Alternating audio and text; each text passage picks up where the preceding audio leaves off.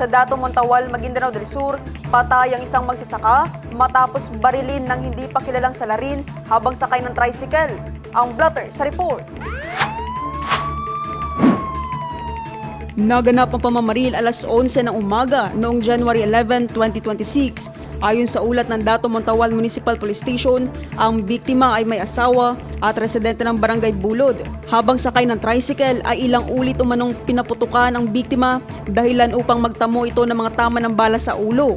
Agad na isinugod ng rumespondeng mga pulis ang biktima sa USM Hospital para sa agarang lunas. Gayunman, idineklara itong dead on arrival ng attending physician bandang alas 11:30 ng umaga sa parehong araw. 2 basyon ng bala na hindi pa natutukoy na baril ang narecover sa lugar at isusumite sa PFU Maguindanao del Sur para sa ballistic examination. Nagsagawa rin ng pursuit operation ng mga tauhan ng Dato Montawal MPS, katuwang ang 4th MP, 2nd Provincial Mobile Force Company at nakipag-ugnayan sa mga karatig bayan para sa posibleng pagkakakilanlan at pag-aresto sa tumakas na sospek.